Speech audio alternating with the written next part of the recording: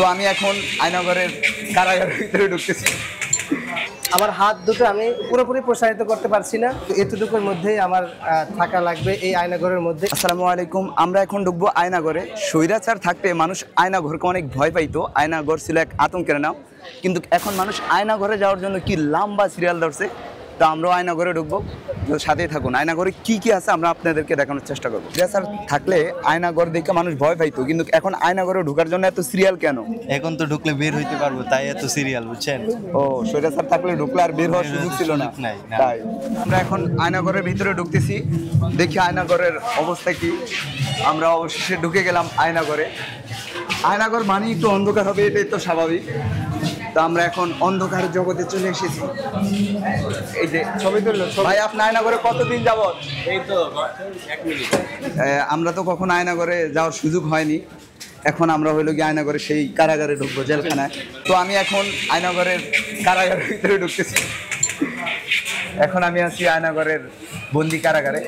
তো আসলে এখানে কিছুটা হলেও উপলব্ধি করা যায় যে স্বৈরাচার ফ্যাসিস্ট হাসিনার আয়নাঘর কতটা ভয়ঙ্কর ছিল, কারণ এখানে খুব অন্ধকার এবং কোনো আলো বাতাসের কোনো নাই, যার জন্য কেমন দম বন্ধ হয়ে আসতেছে এমনটা কিছুটা ফিল হয়।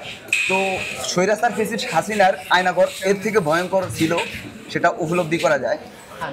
আসলে এই যে আমার পিছনে যে লাইটটা দেখতে পাচ্ছেন, এই লাইটটা দেওয়ার কারণ হচ্ছে যে আপনাকে সবসময় টেম্পারেচারের মধ্যে রাখা হবে, যেন আপনার মাথা গরম থাকে এবং আপনি কোনো ভালো কিছু চিন্তা করতে না পারেন এবং কষ্ট পান। এই কষ্ট দেওয়ার জন্য এই ধরনের একটা টেম্পারেচার কিন্তু লাইট রাশ এবং অনেক গরম এবং এই লাইটটা খুবই কাছে, যার জন্য অনেক গরম অনুভব হবে এই লাইটটার কারণে। আর আমার এই যে দুই পাশে দেখতে পাচ্ছেন, আমার হাত দুটো আমি পুরোপুরি প্রসারিত করতে পারছি না, এবং এভাবেও আমি প্রসারিত করলে মোটামুটি এতটুকুই জায়গায়, তো এতটুকুর মধ্যেই আমার থাকা লাগবে এই আয়নাঘরের মধ্যে। এভাবেই হাসিনার যেই ফ্যাসিস্ট এই অবস্থা, সেটার মাধ্যমে 17 বছর আমাদের ভাইদেরকে নির্যাতিত করা হয়েছিল। স্বৈরাচার হাসিনা থাকতে তো আমাদের আয়নাঘরের কথা শুনলে মানুষ ভয় পাইতো, কিন্তু এখন আয়নাঘরে ঢোকার জন্য এত সিরিয়াল দিয়ে ঢুকলেন কেন? এই যে ভিতরে যে ভয়াবহতা, এটা দেখার মানুষের যে আগ্রহ সৃষ্টি, এটা আগ্রহতে এখানে আসা। এখন কি মনে হয় স্বৈরাচার হাসিনার আয়নাঘরের মতোই এই আয়নাঘর? অনুরূপ হলে মানে এর থেকে কোনো কিছু কম ছিল না, এর থেকে আরো বেশি ছিল আশা করি। ভাই, এই আয়নাঘরে ঢুকে আপনার কেমন লাগতেছে? মনে হইতেছে যে ভাই এইসব জেল জুলুম এই আয়নাঘর থেকে মানুষ থাকতে হবে দূরে, কিন্তু আপনারা এখন লাইন সিরিয়াল ধরে আয়নাঘরে আসতেছেন কেন ভাই? আসতেছে ভাই স্বৈরাচার শেখ হাসিনার আয়নাঘর দেখার জন্য আর কি। মানুষকে কত অত্যাচার করে, মানে বোঝা যাইতেছে যে আয়নাঘর আরো কত ভয়ঙ্কর ছিল। আয়নাঘর আরো ভয়ঙ্কর ছিল। এখানে মানে অনুভবটা কেমন লাগতেছে? অনেক গরম।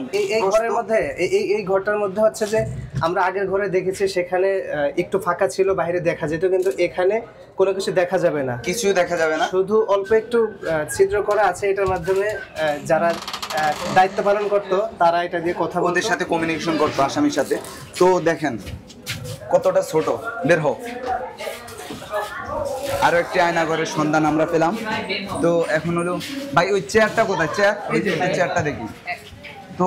যে একটি ইলেকট্রিক চেয়ার ছিল, যেখানে বসে হলো মানুষকে হলো গিয়া শক দেওয়া হইতো, তো নাইমকে এখনো ওই চেয়ারে বসানো হচ্ছে। তো এই চেয়ারে বসে হলো গিয়া নির্যাতন চালাইতো আর কি ফ্যাসিস্ট হাসিনা।